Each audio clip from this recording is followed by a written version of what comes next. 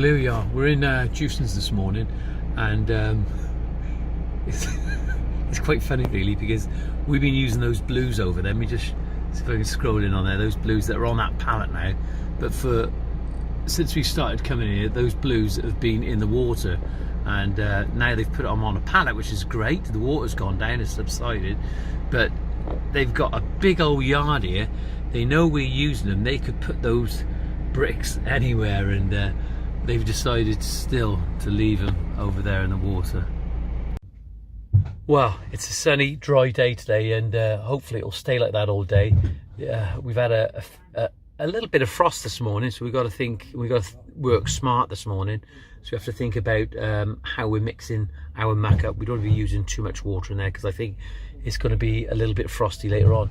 Looks a little bit grey over to that side, but very sunny on that side, so hopefully we'll be able to make some progress.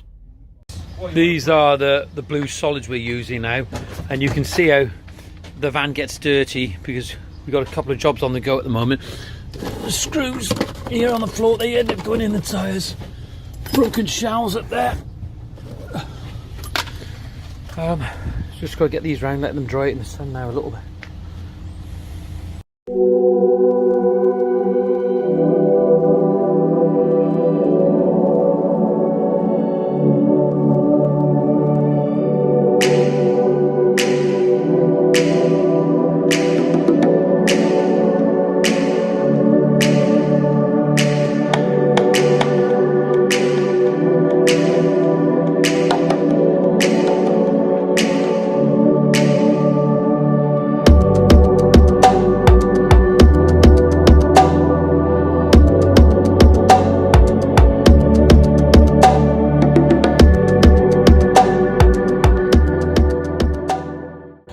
Hi there.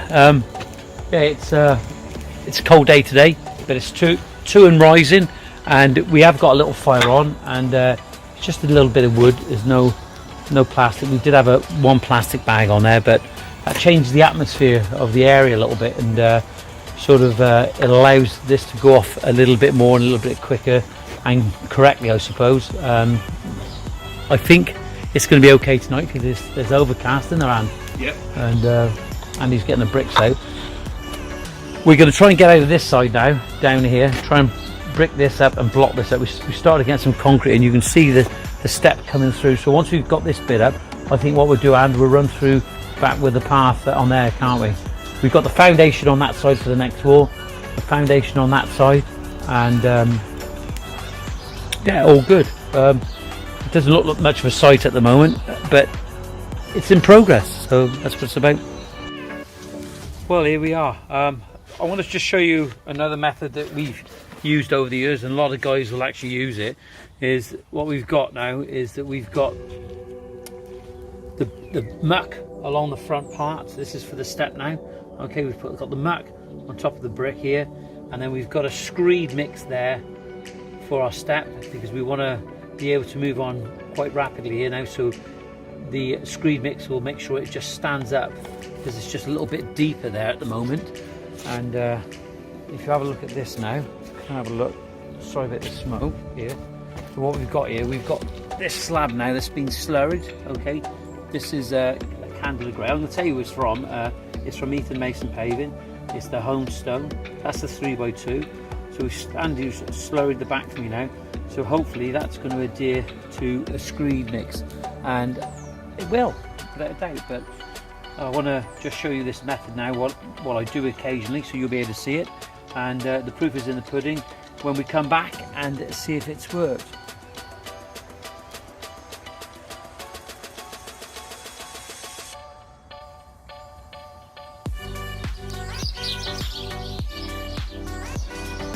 Well, before we lay that slab, I've decided that I'm not going to put any music on any of the videos for a while now, because I don't think some people just don't like it, and I'm going to try it and see how it goes. I think it's great. I think the music's great sometimes to create a bit of mood, but maybe I have it too loud. I don't you guys think so? And you girls, just let me know what you actually think about that.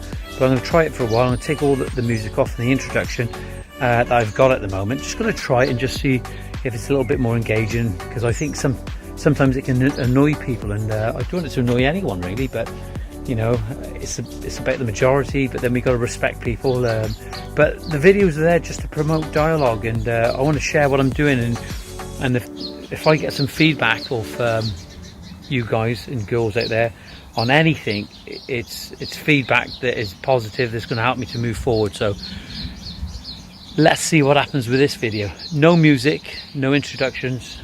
Let's see. Well, this is the slab going on now, and as I showed you, I want to show you the profile of what we've got here. We've got a screed mix here, nice screed mix. We've got the mortar bed on the slab in the front. This is how we used to do it years ago, and there's no reason why we can't do it now. And it just saves, I suppose, it saves a lot of mixing. The concern would be is making sure that the slab adheres to the mortar, and we've done that. Well, I hope it is belt and braces, but we've put a slurry mix on the back here, so we've got the screed on the back, so the slurry should stick to the screed should go off. We've got concrete underneath that screed is no more than 50mm thick, okay, and we've packed it a little bit, and then we've loosened it as well a little bit. So we've got to check the slab, the overhang. We've got 45mm there, and we have now 45mm on that side. So we've got to make sure we got a good decent four coming to the front, especially on the steps. You don't want the water going back on the tread and hitting the riser. So go that way and this way. There we go. We've got to tap it down a little bit. There we go. Just check that now. There we go. Just check the measurement here. We've got 45, and we have the gate. Let's move a little bit. 45 on that side.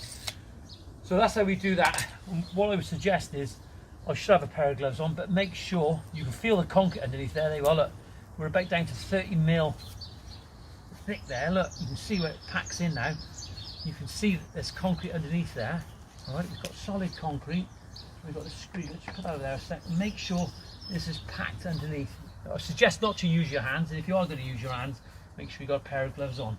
I could pack it underneath with the end of the lump hammer, as we used to do years ago. Do you remember years ago how that lump hammer is all splayed off with the wooden ones? But now we have these rubber mallets now, which is better.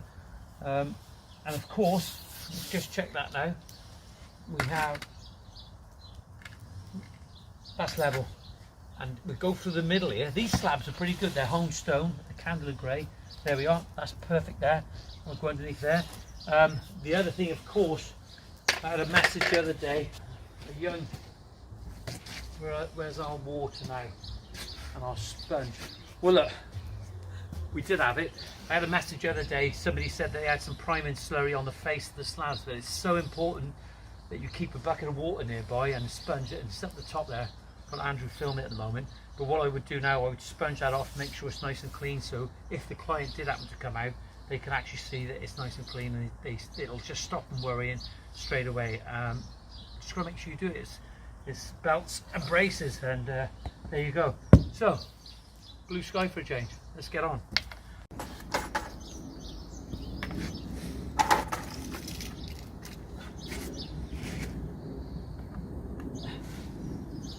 Very tight initially. Should we just pack some underneath there first? Put slowly on the back.